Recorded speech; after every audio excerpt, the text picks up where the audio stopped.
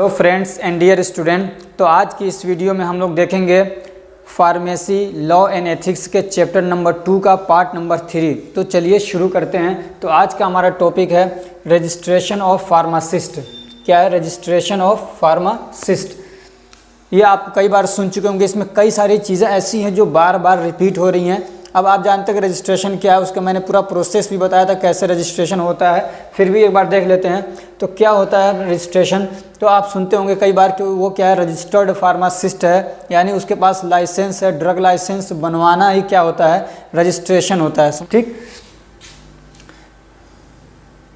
A person can be registered if he और she complies following conditions. ये कह रहे हैं कि एक आदमी रजिस्टर्ड फार्मासिस्ट हो सकता है अगर वो क्या है, ये इनमें से ये कंडीशन उसके अंदर पाई जाती हैं और रखता है। ठीक है, ये कंडीशन अगर वो रखता है, उसके पास हैं ये सारी कंडीशंस, तो वो क्या बन सकता है, एक रजिस्टर्ड फार्मासिस्ट बन सकता है। तो क्या है, if he is 18 year old, अगर वो 18 साल का है तब, अगर 18 साल से कम है तब वो रजिस्ट्रेशन नहीं करा सकता है। ऐसे ही has passed an approved examination, उसने एक अप्रूव्ड क्या एग्जामिनेशन पास कर रखा हो, जैसे कि डी फार्मा हो गया, डी फार्मा पास कर लिया तो एक अप्रूव्ड एग्जामिनेशन, ऐसे बी फार्मा कर लिया। ठीक।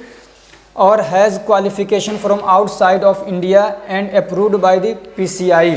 और ये कह रहे हैं कि अगर मान लो वो इंडिया में कोई ऐसा कोर्स नहीं किया, लेकिन वो किसी बाहर कंट्री से करके आया है, कोई भी कोर्स या कोई भी उसके पास क्वालिफिकेशन है, ठीक, और उसको PCI ने अप्रूवल दे रखा है, तो भी वो भी क्या है, रजिस्ट्रेशन के लिए अप्लाई कर सकता है। तीसरा क्या है, if he is a registered pharmacist in other state, अगर वो किसी दूसरे स्टेट में पहले से क्या है, रजिस्टर्ड फार्मासिस्ट है, यानी उसका नाम, उसके ड्रग लाइसेंस बना हुआ है उसके नाम से, तो अगर वो फिर दूसरे स्टेट में, किसी स्टेट में जाके वो फार्मेसी का काम करना चाहता है, तो ये नहीं कि उसी वाले अपने लाइसेंस पे कर पाएगा, नहीं, बल्कि उसको दूसरे जिस स्टेट में जा रहा है उस स्टेट में जाके वहाँ पे फिर से एक लाइसेंस बनवाना पड़ता है। तो वही कह रहे हैं कि अगर वो किसी दूसरे स्टेट में पहले से क्या है, रजिस्टर्ड फार्मासिस्ट है, तो दूसरे स्टेट में जाके वो क्या है, अप्लाई कर सकता है और रजिस्ट्रेशन करवा सकता है। अब एक टॉपिक है इसमें जो कि काफ़ी इंपॉर्टेंट है, ठीक है, एग्जाम के पॉइंट ऑफ व्यू से, ऑफेंसेज एंड पेनाल्टीज़, यानी ऑफेंसेज यानी क्या जुर्म हो सकते हैं, क्या गलतियां हो सकती हैं, और फिर उन गलतियों पे क्या जुर्माना होता है, तो ये इसमें हम लोग देखेंगे। तो सबसे पहला क्या है, falsely mean to be a registered pharmacist. ये कह रहे हैं कि झूठा, फॉल्स मतलब जानते हैं झूठा, तो यानी झूठ में क्या है, कोई आदमी ये दावा करे कि मैं रजिस्टर्ड फार्मासिस्ट हूँ। If a person who is not a registered pharmacist and he claims to be a registered pharmacist और use such words which signify, मतलब सिग्निफाई का मतलब जो बताते हों, जो शो करते हों, that he is a registered pharmacist, he can be punished with a fine up to 500 rupees. ये कह रहे हैं कोई आदमी ऐसा है जो कि रजिस्टर्ड फार्मासिस्ट नहीं है, लेकिन वो दावा करता है कि मैं रजिस्टर्ड फार्मासिस्ट हूँ, तो फिर उसको क्या है, 500 रुपये का जुर्माना लग सकता है। ठीक है। दूसरा क्या, डिस्पेंसिंग ड्रग विदाउट रजिस्ट्रेशन। ये कह रहे हैं कि कोई आदमी रजिस्टर्ड फार्मासिस्ट नहीं है, अभी रजिस्ट्रेशन नहीं कराया है, और फिर क्या है, वो ड्रग डिस्पेंस कर रहा है। तो if a person is not registered pharmacist and dispensing prescribe drugs, he could be punished with a fine of 1000 rupees और इम्प्रिजनमेंट अप टू 6 मंथ और विथ बोथ। क्या मतलब है, ये कह रहे हैं कि कोई आदमी रजिस्टर्ड नहीं है, रजिस्टर्ड फार्मासिस्ट नहीं है, और वो क्या कर रहा है, ड्रग डिस्पेंसिंग कर रहा है। ड्रग क्या है, लोगों को मतलब अपना एक मेडिकल स्टोर खोल लिया, अपना फार्मेसी खोल लिया, और ड्रग क्या कर वहाँ से बेच रहा है वो, तो उस पर क्या है, जुर्माना लग सकता है कितना, 1000 रुपये का, या तो फिर उसको 6 महीने की क्या है, इम्प्रिजनमेंट यानी जेल हो सकती है, या तो फिर दोनों, यानी जेल भी होगी और 1000 रुपया जुर्माना भी देना पड़ेगा। और क्या है, एक पॉइंट और देख लीजिए, failure to surrender the certificate of registration. क्या मतलब है इसका, कि जो मान लीजिए किसी का रजिस्ट्रेशन क्या है, रिमूव्ड कर दिया, यानी ये कि समझ लीजिए किसी का नाम रजिस्टर्ड हो गया, लेकिन उसने कोई गलती की और फिर उसका नाम क्या रजिस्टर्ड से रिमूव्ड कर दिया, यानी उसका लाइसेंस कैंसिल कर दिया गया अगर किसी का, तो फिर अगर अब जब कैंसिल जब हो जाता है किसी का लाइसेंस, तो अब उसकी ये जिम्मेदारी होती है कि अपना लाइसेंस ले आके वो सरेंडर कर दे, ठीक है, स्टेट जो फार्मेसी काउंसिल है उसके पास।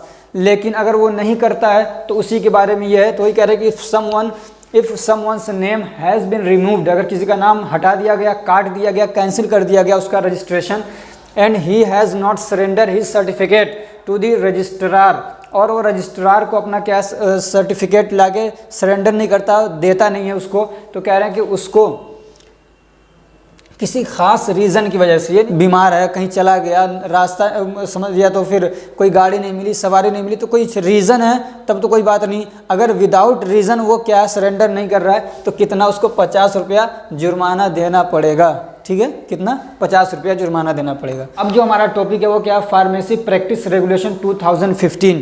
ये क्या है, ये समझिए इसके अंदर कोई फार्मेसी आदमी अपना चला रहा है, मेडिकल स्टोर चला रहा है, तो उसके लिए क्या क्या रूल रेगुलेशन हो सकते हैं जो PCI ने तय किए हैं, वो सारी चीज़ें इसके अंदर क्या हैं, मेंशन्ड हैं। वो सारी चीज़ें इसके अंदर मेंशन्ड है जो PCI ने अपने गज़ट में 2015 का जो उन्होंने गज़ट तैयार किया, तो उसमें ये सारी चीज़ें उन्होंने अमेंडमेंट करके कुछ पुराना वाले को कुछ हटाया, कुछ इसमें जोड़ा। तो वो सब करने के बाद जो अभी चल रहा है फ़िलहाल, वो क्या है 2015 वाला फार्मेसी प्रैक्टिस रेगुलेशन है जो सबको मानना पड़ता है। और ये PCI के वेबसाइट पे है, पड़ा हुआ है, काफ़ी लेंदी है और काफ़ी डिफ़िकल्ट वर्ड्स यूज़ हुए हैं। तो मैंने इसको क्या है, बहुत लंबा है, उसको मैंने शॉर्ट करने की कोशिश की है और फिर उस शॉर्ट को जो उसमें डिफ़िकल्ट वर्ड्स से उसको मैंने ईजी करने की कोशिश की है। तो चलिए अब हम लोग देख लेते हैं। एक चीज़ और, अब ये समझ लीजिए इसमें बहुत सारी बातें हैं, तो इनको चैप्टर वाइज उन्होंने बयान करने की, चैप्टर वाइज उसको बताने की कोशिश की है। तो हम लोग भी चैप्टर वाइज ही देखेंगे। तो सबसे पहला चैप्टर है, उसमें देखिए क्या है, तो उसमें कुछ डेफिनेशंस जो यूज़ किए जाते हैं उसके बारे में उन्होंने डिस्कशन किया है। तो एक जो यूज़ करते हैं वो एक्ट, मतलब हम लोग ये जो पढ़ रहे हैं फार्मेसी प्रैक्टिस रेगुलेशन 2015 वाला, इसमें अगर कहीं पे एक्ट आता है तो उसका मतलब समझिए एक्ट कौन सा है, वो फार्मेसी एक्ट 1948 जो आप पीछे पढ़ चुके हैं। ठीक है, दूसरा इसमें डेफिनेशन क्या है, प्रैक्टिस ऑफ फार्मेसी, इसका क्या मतलब होता है, यानी फार्मेसी प्रैक्टिस आपने कई बार सुना होगा, तो उसका क्या डेफिनेशन उन्होंने बयान किया है। तो क्या है, प्रैक्टिस ऑफ फार्मेसी मीन्स, इसका मतलब होता है, अब देखिए कई सारे मतलब हैं इसमें, कई सारी चीज़ें हैं, तो उनको अलग अलग तरीके से क्या गया, पॉइंट आउट किया है। तो इनका interpretation, evaluation and implementation of medical orders, dispensing of prescription drugs orders. क्या है कि इंटरप्रिटेशन यानी एक्सप्लेनेशन समझिए, जिसका मतलब होता है एक्सप्लेनेशन करना, यानी दवाओं के मुतालिक जो भी बातें हैं उसको एक्सप्लेन करना, वो भी इसमें आता है। और क्या होता है, दवाओं को इवेलुएट करना, इवेलुएट का मतलब जांच पड़ताल करना कि दवा की क्वालिटी कैसी है। और क्या है, इम्प्लीमेंटेशन ऑफ मेडिकल ऑर्डर्स, ये कह रहे हैं कि कोई ऑर्डर्स आ रहे हैं मेडिकल की तरफ से, यानी ये समझिए कि दवाओं के ऑर्डर्स हैं तो उनको इम्प्लीमेंट करना, इनको पूरा करना। ठीक है, और क्या है, डिस्पेंस करना प्रिस्क्रिप्शन को, यानी कि लोग पर्ची लेके आ रहे हैं तो उसको प्रिस्क्रिप्शन को डिस्पेंसिंग करना, उसके अकॉर्डिंग दवा देना। और ड्रग्स ऑर्डर हैं कुछ तो उसको डिस्पेंस करना। ठीक है, ये हो गया एक। और क्या इसमें, participation in drug and device selection, drug administration, ये अलग अलग चीज़ें हैं। तो इसमें क्या है कि वो ऐसी चीज़ों में, यानी जहाँ पे ड्रग या डिवाइसेस को सिलेक्ट किया जाए तो उसमें भी क्या करता है, वो हिस्सा लेता है। ठीक है, फार्मेसी प्रैक्टिस का ये भी मान लीजिए किसी हॉस्पिटल में ये मशवरा किया जा रहा है, ये मतलब आपस में लोग तय करना चाह रहे हैं कि यहाँ पे कौन सी दवाएं आएँ और कौन सी डिवाइसेस यूज़ की जाएं यहाँ पे, तो उसमें भी क्या करता है, ये पार्टिसिपेट करता है, हिस्सा लेता है। और क्या उसको ऐसी मीटिंग्स को ज्वाइन करता है, वो भी मतलब फार्मेसी प्रैक्टिस में आएगा। ऐसे ही ड्रग के एडमिनिस्ट्रेशन कर रहा है, अगर लोगों के मतलब इंजेक्शन वगैरह लगा रहा है या दूसरे तरीके से ड्रग को एडमिनिस्टर कर रहा है बॉडी में, तो वो भी क्या है, एक तरीके का फार्मेसी प्रैक्टिस है। और क्या है, provisions of patient counselling and the provision of those acts और सर्विसेज नेसेसरी फॉर पेशेंट।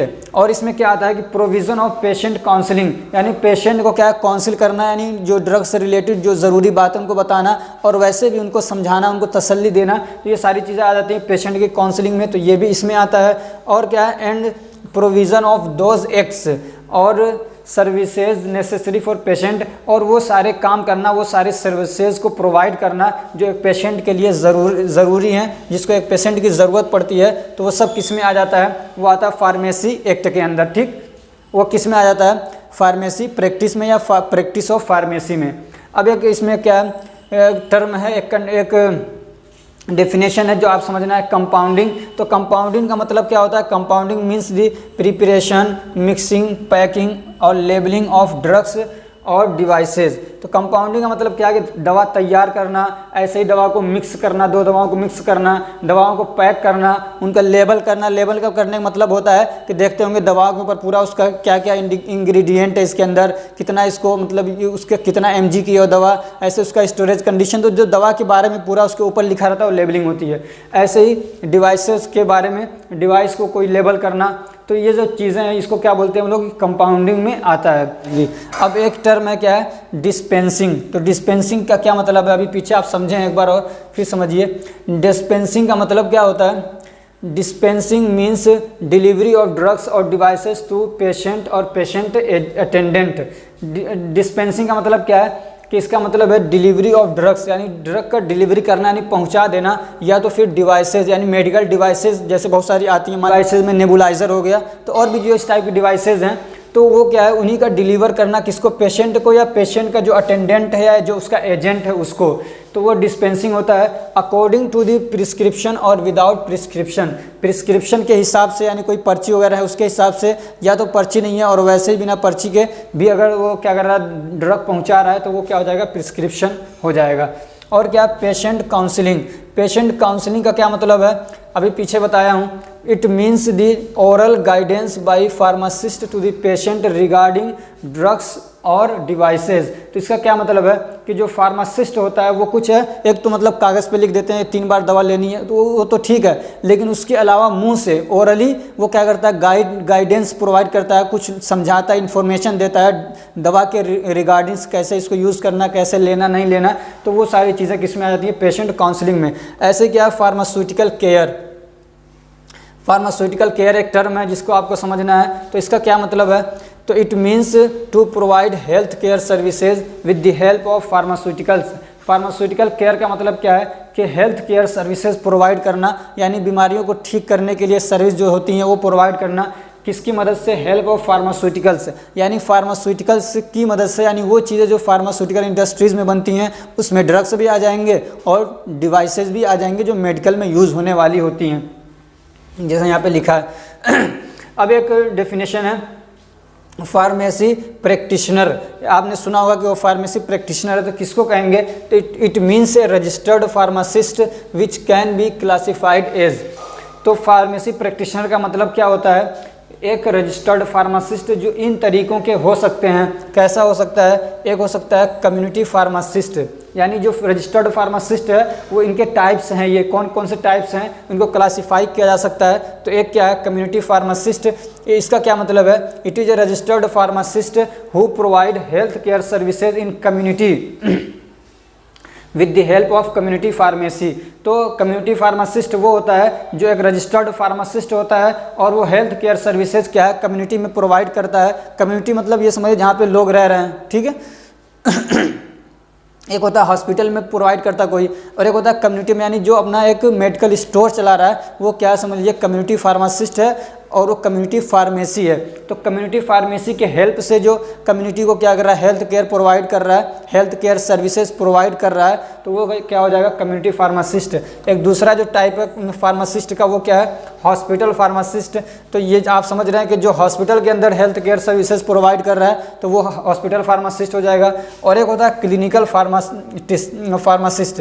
एक क्या है, क्लिनिकल फार्मासिस्ट। अब क्या होता है क्लिनिकल फार्मासिस्ट, ये भी क्या होता है, एक रजिस्टर्ड फार्मासिस्ट होता है।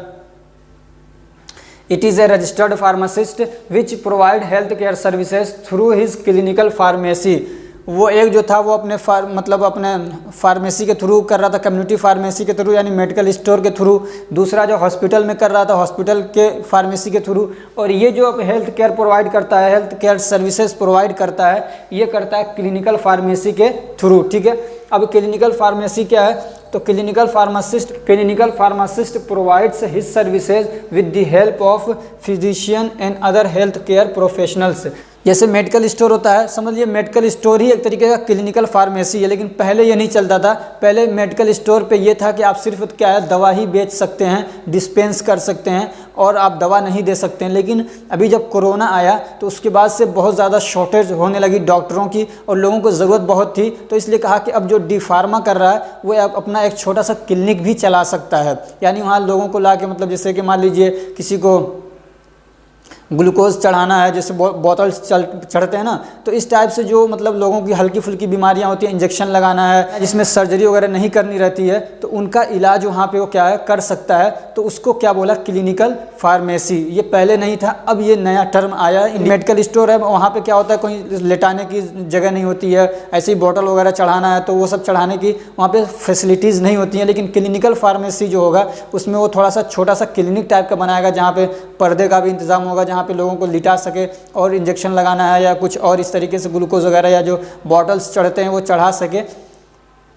तो ये इसके अंदर फैसिलिटीज़ होती हैं, ठीक। अब एक प्रिस्क्रिप्शन क्या होता है, तो आप समझ गए हैं कि वो पर्ची जो डॉक्टर देते हैं लिख के, वो प्रिस्क्रिप्शन होता है। इट मीन्स ए रिटन और electronic direction from a registered medical practitioner to a pharmacist to deliver drugs. क्या मतलब है कि ये कह रहे हैं कि ये रिटर्न एक क्या होता है, डायरेक्शन होता है। रिटर्न या तो इलेक्ट्रॉनिक, जैसे एक तो हाथ से लिख के दे या फिर कंप्यूटर से मोबाइल से लिख के क्या सेंड कर रहा है, तो दोनों तरीके का क्या होता है, ये डायरेक्शंस होते हैं या इन्फॉर्मेशंस होते हैं। ये कौन देता है, एक रजिस्टर्ड मेडिकल क्या प्रैक्टिशनर, यानी समझ लीजिए एक फिजिशियन, एक डॉक्टर देता है। किसके लिए देता है इन्फॉर्मेशन, किसके लिए डायरेक्शन देता है, एक फार्मासिस्ट के लिए। और वो क्या करेगा, वो ड्रग को डिलीवर करेगा। जैसा कि आप समझते हैं पर्ची लेके आया और फार्मासिस्ट को दिया, उस दवा क्या निकाल के देता है।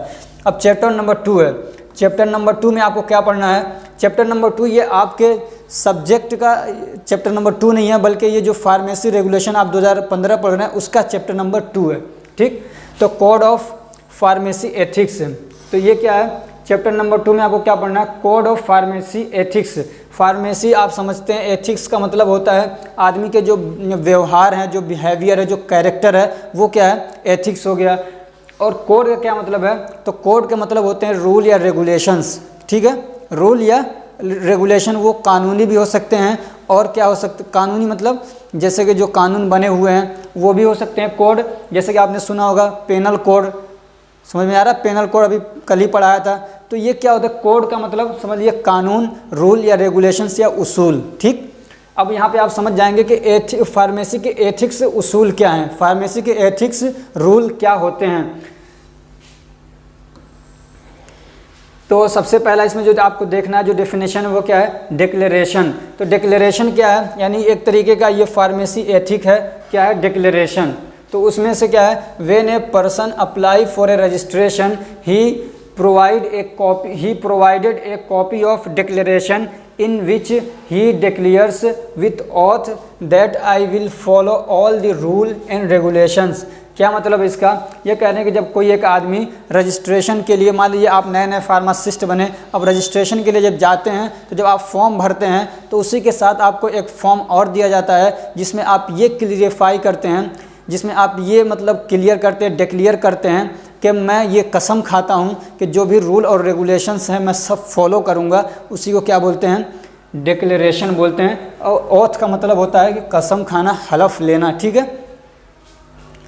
अब दूसरा इसमें क्या है, एक एथिक ये सब जो चीज़ें हम लोग पढ़ेंगे ये क्या है, एक फार्मासिस्ट के ये अंदर ये सारी मतलब क्वालिटीज़ होनी चाहिए, ये सारे उसूल और रेगुलेशंस उसके ज़िंदगी में होने चाहिए, ठीक। दूसरा क्या है, displaying name of owner and registered pharmacist.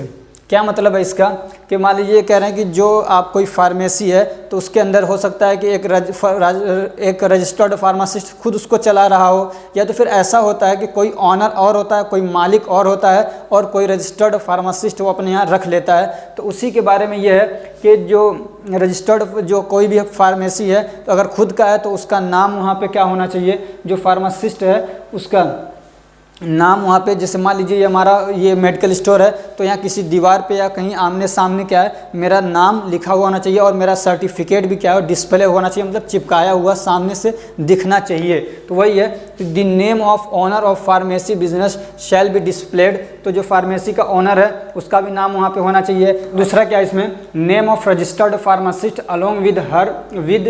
along with his registration number and qualification along with his or her photograph. ऐसे कह रहे हैं कि जो रजिस्टर्ड फार्मासिस्ट है, हर फार्मेसी के अंदर एक रजिस्टर्ड फार्मासिस्ट होना चाहिए। तो कह रहे हैं कि जो रजिस्टर्ड फार्मासिस्ट है उसका रजिस्ट्रेशन नंबर और उसकी क्वालिफिकेशन, यानी कितना वो पढ़ा लिखा है, यानी डी फार्मा किया, बी फार्मा किया, एम फार्मा किया, क्या है उसकी क्वालिफिकेशन, और उसका फ़ोटो, ये सारी चीज़ें क्या होना चाहिए, यानी डिस्प्ले होना चाहिए। Duties and responsibilities of registered pharmacist in general. अब इसमें देखना कैरेक्टर ऑफ रजिस्टर्ड फार्मासिस्ट, इसमें मतलब ड्यूटीज़ और रिस्पॉन्सिबिलिटी में क्या है कि एक फार्मासिस्ट का क्या कैरेक्टर होना चाहिए, यानी लोगों के साथ उसका क्या बिहेव होना चाहिए। तो उसमें क्या है कि the main objective of pharmacy profession, यानी जो फार्मेसी का काम है, इसका मेन काम पैसा कमाना नहीं है, बल्कि इसका मेन ऑब्जेक्टिव क्या है, ह्यूमैनिटी को क्या सर्विसेज पहुंचाना, ह्यूमैनिटी को हेल्प करना। ह्यूमैनिटी मतलब इंसानियत को क्या है, हेल्प करना, इंसानियत को मदद करना, ये मेन क्या है, काम है, ऑब्जेक्टिव है, पर्पज़ है किसका, फार्मेसी प्रोफेशन का। Financial gain should not main target, ये कह रहे हैं कि जो फाइनेंशियल गेन है यानी पैसा कमाना, पैसे का फ़ायदा, ये असल टारगेट नहीं होना चाहिए। ठीक है। दूसरा क्या है, a pharmacist should care about the dignity and honour of his profession, ये कह रहे हैं कि जो एक फार्मासिस्ट है उसको अपना जो प्रोफेशन है, उसकी जो डिग्निटी है, उस बड़ाई है, यानी एक ओहदा है, तो उसकी जो उसका क्या कहते हैं, जो उसका सम्मान है, उसका ख्याल रखना चाहिए इसको। ये नहीं कि कुछ ऐसे काम करे, कुछ घटिया काम करे जिससे उस ओहदे का क्या कुछ कमी आए, तो ऐसा कोई काम उसको नहीं करना चाहिए। और इसमें क्या है, इसके चैप्टर नंबर 2 में renewal of registration, it is the responsibility of pharmacist to renew his registration. इसका क्या मतलब है कि मान लीजिए आपने रजिस्ट्रेशन करा लिया, मान लीजिए आप नए हैं और रजिस्ट्रेशन कराया, तो ये नहीं कि एक बार रजिस्ट्रेशन करा लिया तो ख़त्म नहीं, बल्कि ये कह रहे हैं कि ये फार्मासिस्ट की क्या है, रिस्पॉन्सिबिलिटी है कि वो क्या है, अपने रजिस्ट्रेशन को रिन्यू कराए, यानी रजिस्ट्रेशन करा लिया उसको रिन्यू कराना है। तो कैसे होता है, after 1 year of registration and then after 5 years, आपने रजिस्ट्रेशन करा लिया तो फिर आपको 1 साल के बाद क्या करना रहता है, या 1 साल के अंदर ही फिर उसको रिन्यू कराना रहता है। उसके बाद फिर से आपको 5 साल के बाद, यानी 5 साल हो गए, फिर आपको क्या करना पड़ता है, रजिस्ट्रेशन दोबारा से उसको रिन्यू कराना पड़ता है। तो वो क्या है, रिन्यूअल ऑफ रजिस्ट्रेशन। और क्या इसकी रिस्पॉन्सिबिलिटीज़ हैं, तो क्या है, dispensing against prescription of registered medical practitioner only. क्या मतलब इसका, ये कह रहे हैं कि जो मतलब इसमें समझिए कि it is the responsibility of pharmacist to dispense only those medicine which are prescribed and will not substituted the prescription. इसका क्या मतलब है, तो एक रजिस्टर्ड फार्मासिस्ट को सिर्फ वही दवाई देनी चाहिए, सिर्फ वही दवा मतलब डिस्पेंस करना चाहिए जो प्रिस्क्रिप्शन के अंदर है, यानी कि उसके अलावा कोई दूसरी बदल के दे दे रहा है, नहीं ये इससे भी अच्छी है, ऐसा नहीं करना। अब क्या है इसमें, practical training to student pharmacist, practical training to student pharmacist. अब ये कह रहे हैं कि इसका जो एक एथिक है, यानी कोड ऑफ फार्मेसी एथिक, ये जो इसकी एक जिम्मेदारी है वो ये भी क्या है, इसकी एक जिम्मेदारी क्या है, practical training to student pharmacist. ये कह रहे हैं कि जो फार्मासिस्ट नए नए अभी आ रहे हैं आपके पास सीखने के लिए, तो उनके रिगार्डिंग भी क्या है, आपकी जिम्मेदारी है कि उनको ट्रेनिंग करें। तो the owner of pharmacy should get the approval of PCI before practical training to the student. ये कह रहे हैं कि अगर स्टूडेंट आपके यहाँ ट्रेनिंग लेना चाहते हैं तो आपको पहले PCI से उसका क्या है, अप्रूवल लेना चाहिए, ये आपका एथिक है। ठीक है। And during he should handle them with good manner. और ये कह रहे हैं कि अगर वो लोग आ गए और आपके यहाँ ट्रेनिंग ले रहे हैं तो ट्रेनिंग के दौरान आपको क्या करना है, उनके साथ अच्छे से गुड मैनर के साथ बिहेव करना है, पेश आना उनके साथ। And should pay best of his effort, और उनको ट्रेंड करने के लिए, उनको सिखाने के लिए अपना क्या है, बेस्ट एफर्ट क्या है, पे करना चाहिए, यानी अच्छे से उनको ट्रेंड करना चाहिए, अच्छे से सिखाना चाहिए। नहीं कि उनको 4 साल तक 3 साल तक कुछ सिखा ही नहीं रहे, सिर्फ वैसे ही काम उल्टे सीधे करवा रहे हैं, तो ऐसा नहीं करना चाहिए। और क्या है फार्मेसी एथिक्स में, pharmacy inspector to inspect the pharmacist. कह रहे हैं कि जो फार्मेसी इंस्पेक्टर्स होते हैं, यानी जो स्टेट फार्मेसी काउंसिल है वो कुछ लोगों को तय करती है चेकअप वगैरह करने के लिए, कुछ गड़बड़ी नहीं हो रही है, तो वो इंस्पेक्टर अगर फार्मासिस्ट के दुकान पे उसके फार्मेसी को चेक करने के लिए आ रहे हैं तो वहाँ पे इसका क्या रोल होना चाहिए। ये कह रहे हैं दी ऑनर और रजिस्टर्ड फार्मासिस्ट शुड अलाउ, यहाँ पे एंड लगा लीजिए, क्या and cooperate with inspectors are appointed by state pharmacy council to inspect the premise where the drugs are compounded or dispensed। ये कह रहे हैं कि अगर इंस्पेक्टर्स जो लोग जिसको फार्मेसी स्टेट फार्मेसी काउंसिल ने क्या है तय कर दिया, अपॉइंट कर दिया, अगर वो आते हैं आपके यहाँ चेकअप करने के लिए तो उनको अलाउ करना चाहिए और उनके साथ में कोऑपरेट करना चाहिए, यानी उनकी हेल्प करना चाहिए। हाँ भाई ये यहाँ पे देख लीजिए, आपको अगर देखना है तो कोऑपरेट भी करना चाहिए उन इंस्पेक्टर्स को, जहाँ अगर वो क्या है आपके प्रीमाइज को, प्रीमाइज का मतलब ये है कि जहाँ पे आपकी डिस्पेंसिंग यानी आपकी जो फार्मेसी है वो आपकी प्रीमाइज है। प्रीमाइज का मतलब वो जगह या दुकान जहाँ पे कोई काम किया जा रहा है। तो आपके प्रीमाइज को अगर वो आके चेक करना चाहते हैं तो उनको क्या करना चाहिए, अलाउ करना चाहिए और उनको कोऑपरेट करना चाहिए, ठीक। और क्या है, मेंटेनिंग गुड फार्मेसी प्रैक्टिस। आपके एथिक्स में एक चीज़ और है, वो क्या है, मेंटेनिंग गुड फार्मेसी प्रैक्टिस, यानी गुड फार्मेसी प्रैक्टिस को मेंटेन करना चाहिए। अब गुड फार्मेसी प्रैक्टिस क्या क्या चीज़ें हैं, तो उसमें क्या है, मेंबरशिप इन एसोसिएशन, यानी क्या मतलब है इसका, for advancement of his profession he should join with association and society of allopathic pharmacy professions and should attend there meetings. ये कह रहे हैं कि इसको अपने प्रोफेशन में और एडवांसमेंट लाना चाहिए, यानी उसको और अच्छे से अच्छा करे, यानी अपना जो उसका प्रोफेशन है उसमें और तरक्की करे हो और आगे बढ़े और उन्नति करे। तो उसके लिए इसको क्या करना चाहिए, he should join with associations. जो एसोसिएशंस होते हैं, जो ऑर्गेनाइजेशंस होते हैं, कुछ तंजीमें होती हैं जिसको बोलते हैं, ठीक है। तो ऐसी एसोसिएशंस को, ऐसे ऑर्गेनाइजेशंस को, ऐसी कमेटीज़ को क्या करना चाहिए, उसको ज्वाइन करना चाहिए, ठीक है। यानी जो फार्मेसी से रिलेटेड बनी हुई है बहुत सारी। ऐसे ही society of allopathic pharmacy profession, जैसे कि फार्मेसी प्रोफेशन से जो लोग जुड़े हुए हैं उनका जो कोई सोसाइटी है, कोई ग्रुप है, तो उससे भी इनको क्या करना चाहिए, जुड़ना चाहिए। And should attend there meetings, और उनके कोई मीटिंग्स हो रही है, कोई प्रोग्राम हो रहा है तो उसमें जाना चाहिए। तो वहाँ पे बहुत सारी चीज़ें सीखेगा और उससे क्या करेगा, अपने फार्मेसी को और अच्छा करेगा, ठीक है। दूसरा क्या है, मेंटेनेंस ऑफ पेशेंट रिकॉर्ड। एक अगर ये अपने मतलब फार्मेसी को गुड फार्मेसी प्रैक्टिस बनाना चाहता है तो उसमें क्या करेगा, मेंटेनेंस ऑफ पेशेंट रिकॉर्ड। इसका क्या मतलब है, he should maintain the prescription record of pharmacist for 5 years. ये कह रहे हैं जो दवा दे रहा है लोगों को पास, उनकी पर्चियाँ आई और दवा दिया तो कौन सी दवा उसने दी, कौन सी पर्ची आई, उसका रिकॉर्ड इसको कम से कम 5 साल तक रखना चाहिए, हर प्रिस्क्रिप्शन का, हर पर्ची का। और क्या है, हाईएस्ट क्वालिटी एश्योरेंस इन पेशेंट केयर। और इसका क्या मतलब है, इसका मतलब ये कि जो भी पेशेंट उसके यहाँ पे आ रहे हैं, जिसको मतलब वो अपनी सर्विसेज दे रहा है, तो उनको क्या है, बेहतर से बेहतर क्वालिटी सर्विस देना चाहिए, प्रोवाइड करना चाहिए। The pharmacist avoid those persons, और फार्मासिस्ट को उन लोगों से अवॉइड करना चाहिए, बचना चाहिए, whose moral character and educational level is लो।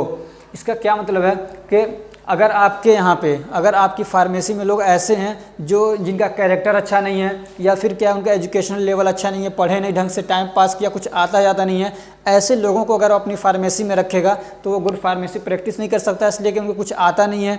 तो वो लोग क्या करेंगे, उनको कुछ आ नहीं रहा तो गलत तरीके से काम करेंगे, उनका कैरेक्टर ख़राब है तो लोगों के साथ मिसबिहेव करेंगे। तो इसीलिए कह रहे हैं कि अगर आपके क्या है, फार्मेसी को गुड फार्मेसी प्रैक्टिस बनाना है तो उसके लिए आपको क्या है, अच्छी क्वालिटी के लोग अपने फार्मेसी में रखना चाहिए। Exposure of unethical conduct. Unethical का मतलब होता है कि यानी जो एथिक्स, जो चीज़ें एथिकल नहीं हैं, यानी जो आदतें, जो चीज़ें जो ख़राब हैं, बुरी हैं, तो ऐसी चीज़ों को क्या करना चाहिए, एक्सपोज करना चाहिए। He should expose without fear and favour the corrupt, dishonest and unethical things of the members of profession. क्या मतलब इसका, कि इसके यहाँ पे कुछ लोग काम कर रहे हैं, मान लीजिए उसके फार्मेसी में, वो लोग कुछ गलत किया उन्होंने, मान लीजिए उन्होंने क्या किया, पैसे करप्शन किया या किसी बेईमानी की या कुछ और गलत काम किया, अनएथिकल, किसी के साथ बदतमीज़ी की, जो कुछ भी हुआ, तो ऐसे जो उसके मेंबर्स उन्होंने गलत किया, तो अब ये कि अगर उन्होंने गलत किया तो उसको मानना चाहिए, एक्सपोज करना चाहिए, हाँ ये गलती की है इन्होंने। ये नहीं कि फेवर कर रहा है कि नहीं यार ये मेरा ही आदमी मेंबर है, मेरा ही, जो इसने कुछ नहीं किया, ऐसा नहीं करना चाहिए। अगर गलती है तो गलती को मानना चाहिए, यही मतलब है इसका, एक्सपोजर ऑफ अनएथिकल। और क्या है, पेमेंट ऑफ प्रोफेशनल सर्विस, यानी जो पेमेंट वगैरह होता है तो उससे रिलेटेड बात है इसमें। तो क्या है, pharmacist should announce his fees before paying services not after. ये कह रहे जो फार्मासिस्ट है उसको अपनी जो सर्विस दे रहा है तो उसका जो चार्ज बन रहा है, जो फीस बन रहा है, वो पहले बता देना चाहिए कि इतना खर्चा पड़ेगा, इतना फीस है इसका, यानी इतनी पैसे लगेंगे। ये नहीं कि जब वो अपना काम करवा लिया, सब कुछ हो गया, तब बता रहा है कि इतने का है, तब उसको लग रहा है कि महंगा है तो वापस कर रहा है। तो ये सब कुछ नहीं होना चाहिए। और क्या है, इस चैप्टर नंबर 2 में application of other laws not barred. इसका क्या मतलब, ये कह रहे हैं कि जो लॉज वगैरह जो हैं और भी इसके अलावा जो इसमें बातें बता दी गई तो ठीक है, लेकिन इसके अलावा और भी जो चीज़ें हैं उनको क्या करना चाहिए, फॉलो करना चाहिए। उनसे क्या है, आंखें अपनी नहीं मूंदना चाहिए। ठीक है, बेयर्ड का मतलब ये है कि उनसे चुराना नहीं चाहिए अपने आप को, यानी कि बचें, उससे बचना नहीं चाहिए। The registered pharmacist shall obey the laws of country. ये कह रहे हैं कि जो रजिस्टर्ड फार्मासिस्ट है उसको क्या करना चाहिए, जो कंट्रीज़ के लॉज हैं, जो रेगुलेशंस है उसको मानना चाहिए। And convinced other to follow them also, और जो दूसरे लोग हैं उनको भी कन्विंस करना चाहिए, उनसे भी मतलब उनको भी मनवाना चाहिए कि ये जो रूल्स हैं, जो रेगुलेशंस हैं, आप भी इसको क्या करिए, मानिए। चैप्टर नंबर 3 में क्या बताया गया है कि duties of registered pharmacist to their patient, यानी ये कि जो रजिस्टर्ड फार्मासिस्ट है उसके पास जो पेशेंट आ रहे हैं तो उसके रिगार्डिंग उसके क्या रिस्पॉन्सिबिलिटीज़ होनी चाहिए, उसकी क्या ड्यूटीज़, उसका काम क्या है, तो वो हम लोग इस चैप्टर में पढ़ेंगे।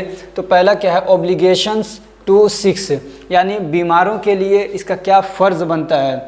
ऑब्लिगेशन का मतलब होता है, समझिए, जिम्मेदारी और फ़र्ज़, वो देखते हैं हम लोग।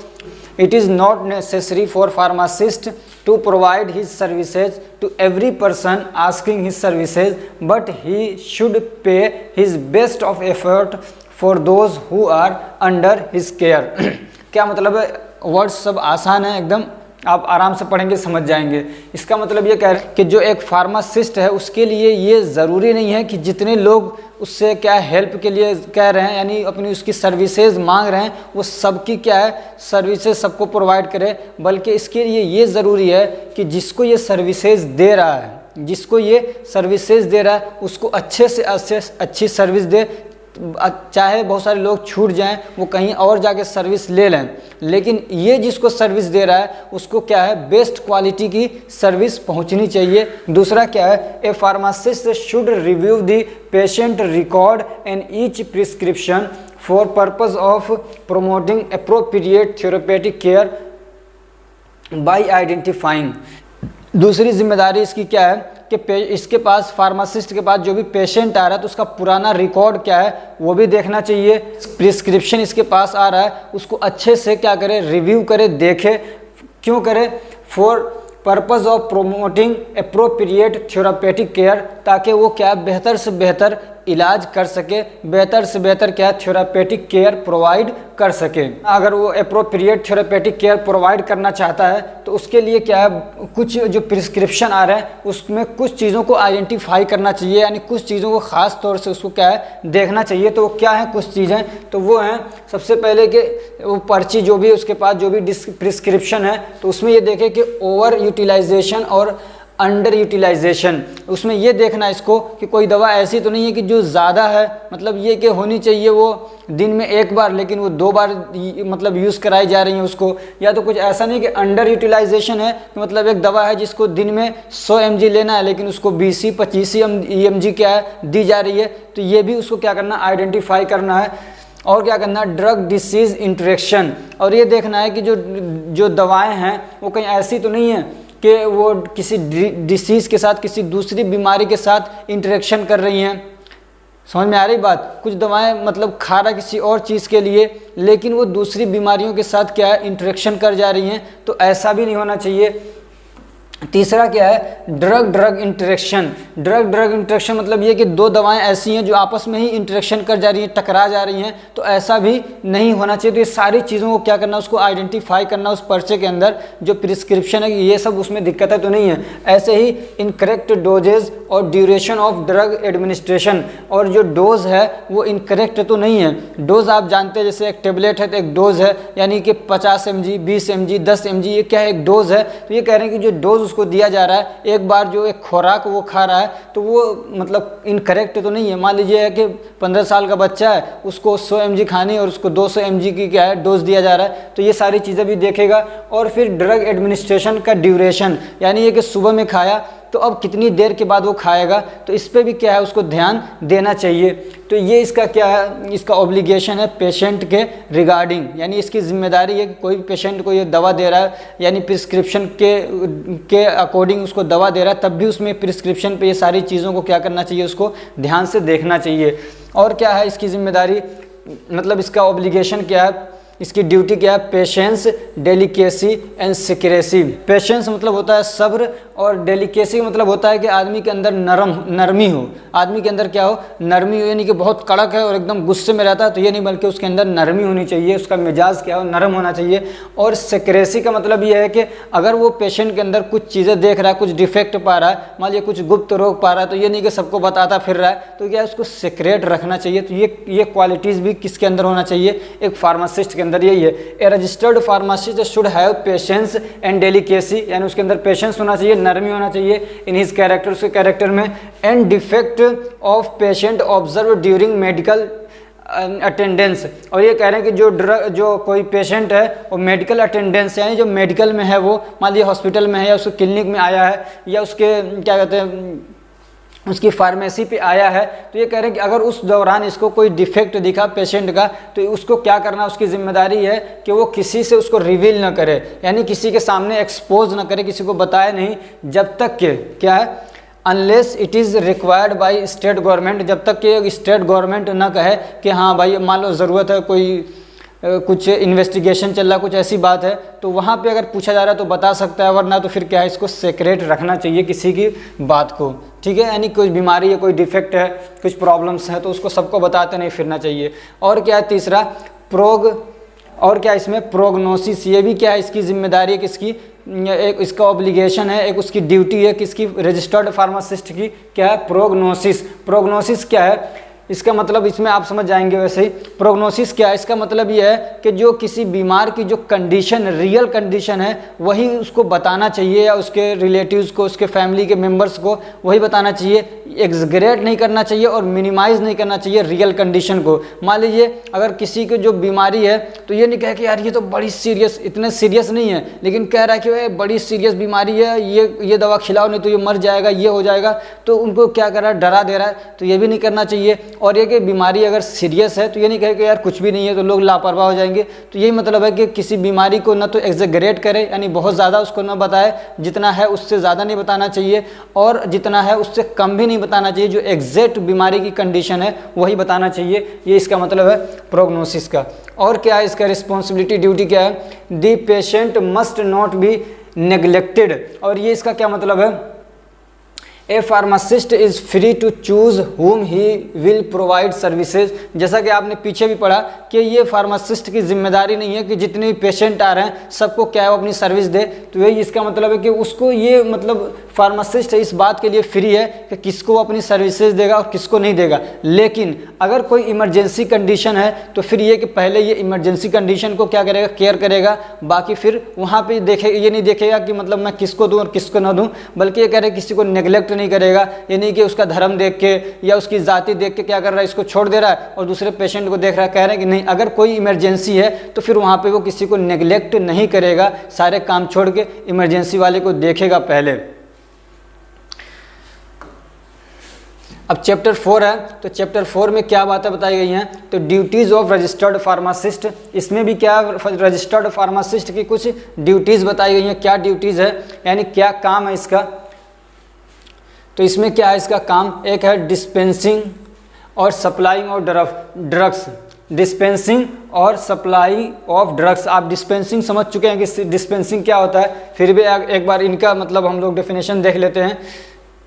The actual dispensing of drug to patient should only by a registered pharmacist. ये कह रहे हैं कि जो असल में डिस्पेंसिंग है, यानी असल में जो डिस्पेंसिंग ऑफ ड्रग है वो सिर्फ एक रजिस्टर्ड फार्मासिस्ट के थ्रू ही होना चाहिए। समझ में आ रही बात, ये नहीं कि उसके यहाँ जो पे काम करने वाले बच्चे हैं या जो भी लोग काम कर रहे हैं तो वो लोग ड्रग डिस्पेंस कर रहे हैं, तो ये कह रहे हैं कि सही नहीं है।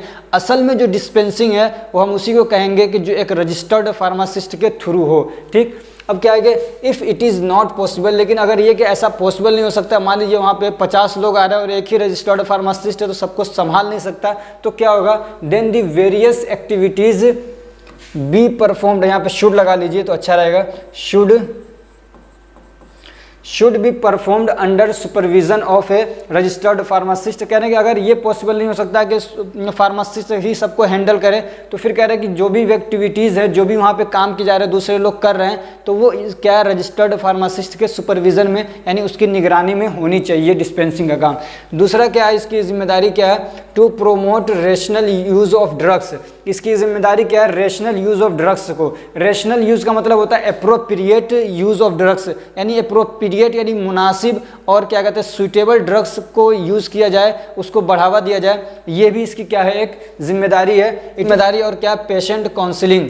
क्या जिम्मेदारी है इसकी, पेशेंट काउंसलिंग, यानी पेशेंट जो आ रहे हैं उनको उनसे बात करना, उनको समझाना, उनको कुछ सलाह देना, तो ये भी इसकी क्या है एक ड्यूटी है। At the time of delivery of drug, यानी जब ड्रग को क्या कर रहा है, डिलीवर कर रहा है, डिस्पेंस कर रहा है, तो pharmacist should provide important information orally. तो फार्मासिस्ट को क्या है, ओरली यानी मुंह से, एक तो मतलब उस पर्चे वर्चे पे लिख के बता देते हैं, जिसमें दवा रख रहे हैं उसके ऊपर लिख देते हैं कि ये दवा कितनी बार ली जाएगी, ये सारी चीज़ें ठीक है, लेकिन ओरली भी क्या है, इसको उससे पेशेंट से बात करना चाहिए, उसको समझाना चाहिए, और अगर वो घबराया हुआ है तो उसको तसल्ली देना चाहिए। तो ये काउंसलिंग करना भी इसकी क्या है, जिम्मेदारी है। अब उसको क्या चीज़ें बताएगा, अगर वो मतलब कोई आ रहा है, कोई पेशेंट है तो उसको काउंसिल करेगा, तो उसमें क्या क्या चीज़ें बताना चाहिए ख़ास तौर से, तो ये कि रूट ऑफ एडमिनिस्ट्रेशन, यानी जो ड्रग है उसको किस रूट से लेगा, मुंह से लेगा, या ये दवा कुछ ऐसी है कि नाक में डालेगा कि कान में डालेगा, कहाँ पे यूज़ करेगा, तो उसका एडमिनिस्ट्रेशन बताएगा। ऐसे ड्यूरेशन ऑफ ड्रग एडमिनिस्ट्रेशन, यानी दवा कितनी बार ली जाएगी, दिन में या रात में, कब कितनी बार ये दवा ली जाएगी ये भी, और कितनी ले जाएगी, उसके डोज बताएगा कितनी ले जाएगी, 10 ml एक टेबलेट, कितना ये दवा यूज़ की जाए। ऐसे ही ड्रग को स्टोरेज, यानी ये दवा ले जा रहा है तो घर पे इसको कैसे रखेंगे, बच्चों के पहुंच से दूर रखिए, लाइट से बचा के रखिएगा, तो ये सारी चीज़ें जो हैं वो भी बताएगा उसमें। अब चैप्टर नंबर 5 है, इसमें क्या है, responsibilities of registered pharmacist to each other. इसमें क्या है कि जैसे मान लीजिए 2 रजिस्टर्ड फार्मासिस्ट हैं या 5 रजिस्टर्ड फार्मासिस्ट हैं एक मोहल्ले के अंदर, एक शहर के अंदर, तो उनकी आपस में क्या मतलब रिस्पॉन्सिबिलिटी है एक दूसरे के रिगार्डिंग। तो इसमें क्या है, कंडक्ट इन काउंसलिंग, एक रिस्पॉन्सिबिलिटी क्या है, कंडक्ट इन काउंसलिंग। इसका मतलब ये है कि एक दूसरे से अगर ज़रूरत पड़ रही है, कोई जूनियर है तो सीनियर से क्या करे, काउंसलिंग ले, यानी उससे जाके बहुत सारी चीज़ें ज़रूरत के हिसाब से पूछे, उससे बात करे, ये कंडक्ट इन काउंसलिंग का मतलब, ठीक है। A junior pharmacist should get suggestion from a senior registered pharmacist. ये कह रहे हैं कि एक छोटा यानी अभी नया नया पढ़ के आया है, तो जूनियर फार्मासिस्ट है उसको क्या करना चाहिए, एक सीनियर रजिस्टर्ड फार्मासिस्ट से काउंसलिंग लेनी चाहिए, यानी उसके सलाह और मशवरे उससे लेने चाहिए। और क्या है, and should not be jealous, dishonesty and disrespect to each other. और ये कह रहे हैं कि आपस में जेलस यानी कि हसद नहीं होना चाहिए। हसद का मतलब होता है कि एक दूसरे को देख के जले। मान लीजिएगा अभी नया नया रजिस्टर्ड एक फार्मासिस्ट आया है और देख रहा है उसकी तो दुकान बड़ी चल रही है, लोग उसके पास बहुत जा रहे हैं, वो तो बहुत पैसे कमा रहा है, तो जलन नहीं होना चाहिए एक को दूसरे से, ठीक। ऐसे ही क्या है, बेईमानी नहीं होनी चाहिए और एक दूसरे का डिसरिस्पेक्ट यानी बेइज्जती नहीं करना चाहिए, बल्कि आपस में क्या एक दूसरे का सम्मान हो। दूसरा क्या है, appointment of substitute. Appointment of substitute, appointment आप जानते हैं, सब्सटीट्यूट का मतलब होता है एक की जगह पे दूसरे को रख देना। इसको इसकी जगह पे कर दें, इसको इसकी जगह पे कर दें, तो ये क्या है, सब्सटीट्यूट है। यानी एक की जगह पे दूसरे को रख देना, उसको बोलते हैं सब्सटीट्यूशन। जैसा कि आपने अडल्ट्रेशन वाले चैप्टर में पढ़ा होगा, फार्माकोग्नोसी में मैंने पढ़ाया था, अगर मुझसे आपने पढ़ा होगा तो आपको याद होगा सब्सटीट्यूशन। तो अब इसमें क्या होता है कि whenever a registered pharmacist request another to attend his patient during his temporary absence he should accept the request. इसमें क्या, इसका क्या मतलब है, मान लीजिए एक फार्मासिस्ट है और उसको कहीं पे कुछ ज़रूरत पड़ गई, कहीं जा रहा है इमरजेंसी में, वो अब मतलब अपनी फार्मेसी पे नहीं रह पाएगा, तो वो दूसरे फार्मासिस्ट से ये कहता है कि मेरे जो मतलब जो मेरे पेशेंट मेरे पास आते हैं, जो मेरे कस्टमर्स हैं, आप उनको थोड़ा सा हैंडल कर लीजिएगा। तो ये कहते हैं इसको अपॉइंटमेंट ऑफ सब्सटीट्यूशन। तो ये कह रहे हैं कि अगर कोई इस तरीके से रिक्वेस्ट करे तो उसके रिक्वेस्ट को क्या रिजेक्ट नहीं करना चाहिए, उसकी बात को मान लेना चाहिए।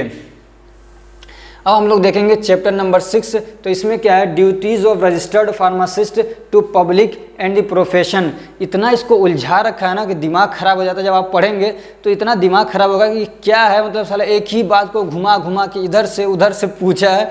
वाकई अब क्या करेंगे, पढ़ना पड़ेगा। ये तो अभी आप जब इसका रियल पढ़ेंगे ना, जो रियल में है ये, दिमाग आपका चकरा जाएगा। इतने मुश्किल वर्ड्स यूज़ किए हैं दूसरे, और इतना लेंदी इसको बनाया है कि आपका दिमाग ख़राब हो जाएगा और किताब रख करके बंद करके रख देंगे कि क्या है, मतलब मुसीबत है ये मैंने बहुत मेहनत करके और इसको बहुत शॉर्ट करके मैं आपको पढ़ा रहा हूँ, और बहुत मतलब इजी वर्ड्स यूज़ कर रहा हूँ, तब भी आपको लग रहा होगा ये क्या है, एक ही बात घुमा घुमा के आ रही है। खैर चलो आगे देखते हैं हम लोग। तो duties of registered pharmacist to public and to the profession. तो ये कह रहे हैं कि फार्मासिस्ट की क्या ड्यूटीज़ हैं, क्या काम है पब्लिक में और उसके प्रोफेशन के रिगार्डिंग। तो रजिस्टर्ड फार्मासिस्ट एज सिटीज़न, ये कह रहे हैं कि रजिस्टर्ड फार्मासिस्ट है तो एक सिटीज़न होने के नाते, एक शहरी होने के नाते उसकी क्या जिम्मेदारी है। तो ही शुड, ये प्ले लिख लीजिए, यहाँ पे प्ले है, ही शुड क्या, he should play his role in enforcing the laws of communities and should conduct the institution and programs that increase the humanity। क्या इसकी जिम्मेदारी है? तो कह रहे हैं कि इसको क्या है, he should play his role, उसको अपना रोल प्ले करना चाहिए, यानी उसको अपनी एक कारकर्दगी दिखानी चाहिए, अपना ये जिम्मेदारी पूरी करनी चाहिए। क्या? In enforcing the laws of communities, ये कह रहे हैं कि जो कम्युनिटीज़ की जो कुछ रूल्स हैं, रेगुलेशन हैं, तो उसको इन्फोर्स करवाना चाहिए, इसको लागू करने में इसको एक क्या है, अहम रोल अदा करना चाहिए। And should conduct the institution and programs, और ऐसे इंस्टीट्यूशन यानी ऐसी संस्था और ऐसे प्रोग्राम्स इसको कंडक्ट करना चाहिए, करवाना चाहिए, जिससे क्या हो, ह्यूमैनिटी यानी इंसानियत बढ़े, लोगों में क्या हो, इंसानियत बढ़े, एक दूसरे से हमदर्दी बढ़े, एक दूसरे की मदद करने का जज्बा बढ़े। तो ऐसे क्या है, इसको प्रोग्राम्स और इंस्टीट्यूशन कंडक्ट करना चाहिए। पब्लिक एंड कम्युनिटी हेल्थ, अब इसकी एक जिम्मेदारी और क्या है, public and community health is a duty of pharmacist to promote the public health and try to prevent disease. तो इसकी एक जिम्मेदारी ये भी क्या है कि जो पब्लिक लोग हैं, जो लोग हैं, उनके हेल्थ को क्या करे, प्रोमोट करे, और डिसीज़ को क्या करे, प्रिवेंट करे। He should teach them about disease, तो कैसे करेगा, तो लोगों को बीमारियों के बारे में बताए कि ये बीमारियां कैसे फैलती हैं, इन बीमारियों के नुकसान बताए, अगर आपको ये बीमारी होती है तो आपको इस कंडीशन में क्या करना, नहीं करना, ठीक, और ये बीमारियां कैसे एक को एक कैसे फैलती हैं, बीमारियों के फैलने के बारे में भी बताए, ताकि लोग उससे क्या हो सके, बच सकें। तो वही ट्रांसमिशन है, स्पेशली कम्युनिकेबल डिसीज़, और ख़ास तौर से उन बीमारियों के बारे में लोगों से चर्चा करें, उनको बताए जो कम्युनिकेबल हैं, यानी एक से दूसरे में फैलने वाली हैं। अब चैप्टर नंबर 7 है क्या, अनएथिकल एक्ट्स। अब आप तक ये पढ़ रहे थे कि मतलब क्या एथिक्स होने चाहिए, मॉरल्स होने चाहिए, क्या इसके बिहेवियर्स होने चाहिए, क्या इसके कैरेक्टर्स होना चाहिए, क्या इसके मैनर्स होना चाहिए। अब तक आप ये पढ़ रहे थे। अब आप ये जानेंगे कि अनएथिकल काम, अनएथिकल एक्ट्स क्या है, यानी वो चीज़ें जो अच्छी नहीं हैं, मतलब बेकार की हैं, जिससे बचना चाहिए, तो वो इसमें हम लोग पढ़ेंगे। तो क्या, किन चीज़ों से, क्या चीज़ें अनएथिकल हैं, क्या बुरी आदतें हैं जिससे मतलब एक फार्मासिस्ट को बचना चाहिए। तो वो है, ए फार्मासिस्ट, वो क्या है, एडवर्टाइजिंग, क्या है, एडवर्टाइजिंग से बचना चाहिए। एडवर्टाइजिंग आप जानते हैं, प्रचार प्रसार करना। तो ये नहीं कि आप अपनी दुकान खोल रहे, लोग नहीं आ रहे तो बहुत ज़्यादा प्रचार प्रसार कर रहे हैं, स्टिकर्स यहाँ लगा रहे हैं, वहाँ लगा रहे हैं, बैनर लगा रहे हैं, तो कह रहे हैं कि इससे मतलब बचना चाहिए। हालांकि तो खूब होता है, कोई नहीं बचता इससे। A pharmacist should avoid advertising for purpose of attraction of patient to him. ये कह रहे हैं कि एक फार्मासिस्ट को अपने एडवर्टाइजिंग से बचना चाहिए, और वो एडवर्टाइजिंग इसलिए कर रहा हो ताकि पेशेंट को अपनी तरफ क्या है, अट्रैक्ट कर सके। तो ऐसे एडवर्टाइजिंग से बचना चाहिए, डायरेक्टली और इनडायरेक्टली। चाहे अब ये एडवर्टाइजमेंट क्या है, चाहे डायरेक्टली हो चाहे इनडायरेक्टली, या तो खुद कर रहा हो या किसी और लोगों को, 2-4 लोगों को लगा रखा हो। बहुत होता है ऐसा, क्यों कहेंगे अरे वो जो फार्मासिस्ट है ना, उसके यहाँ दवा बड़ी सस्ती मिलती है, बड़ी अच्छी दवा देता, बड़ा अच्छा आदमी है, 10 हर गाँव में एक बना रखा अपना। वो लोग क्या कर रहे हैं, इसकी पब्लिसिटी करवा रहे हैं। तो कह रहे हैं चाहे डायरेक्टली हो चाहे इनडायरेक्टली हो, ये इससे बचना चाहिए इसको। इन द सेम वे, और बिल्कुल इसी तरीके से, he should avoid printing of self photograph and any such material of publicity. ऐसे ही अपना फोटोग्राफ यानी अपना फ़ोटो लगवा रहा है जगह जगह पे अपनी पब्लिसिटी के लिए। तो और इस टाइप की जो भी पब्लिसिटी की जो चीज़ें हैं, उससे क्या करना चाहिए, बचना चाहिए। ऐसे ही रिबेट्स एंड कमीशन, रिबेट से और कमीशन से बचना चाहिए। रिबेट्स का मतलब होता है छूट देना, जिससे कहते हैं ना कि अरे बम्पर छूट है, ये प्रोडक्ट ले जाइए, इस पर बम्पर छूट है, तो ऐसे प्रचार करवा रहा है कि यहाँ पे बहुत सारी छूट्स आ रही हैं, मतलब यहाँ पे बहुत सारा रिबेट्स है, बहुत सारे छूट हैं, तो इससे भी क्या उसको बचना चाहिए। और कमीशन तो आप अच्छे से जानते ही हैं कमीशन क्या होता है, तो कमीशन से भी क्या है उसको बचना चाहिए। ऐसे ही क्या है सीक्रेट रेमेडीज़ से भी उसको क्या है बचना चाहिए, ये अनएथिकल है। सीक्रेट रेमेडीज़ का मतलब यह है कि कोई ऐसी दवा है कि जो मैन्युफैक्चरर ने बना तो दी, लेकिन उस पर यह नहीं बताया, लेबल नहीं किया कि इस दवा के अंदर क्या क्या चीज़ें क्या हैं डाली गई हैं, क्या क्या इंग्रेडिएंट्स हैं इसके अंदर। तो ऐसी दवाओं से भी क्या है बचना चाहिए, ऐसी दवाओं को उसको नहीं बेचना चाहिए, वही क्या है सीक्रेट रेमेडीज़ है। और क्या है ह्यूमन राइट्स, ह्यूमन राइट्स का भी इसको क्या है ख्याल रखना चाहिए। ह्यूमन राइट्स, जो भी आदमी पैदा होता है उसके बहुत सारे राइट्स होते हैं, जैसे कि आज़ादी उसकी राइट्स है, उसकी प्राइवेसी क्या है उसकी राइट्स हैं, ठीक है। तो ऐसे ही कह रहे हैं कि सेल्फ रिस्पेक्ट, यानी आदमी को इज्जत देना, हर आदमी की एक इज्जत है, एक उसका वक़ार है, हर आदमी क्या है एक उसका सम्मान है, एक इज्जत है उसकी, तो उसको भी क्या है उसका भी ख्याल रखना। ये सारी चीज़ें ह्यूमन राइट्स में आती हैं, और भी कई सारी चीज़ें हैं।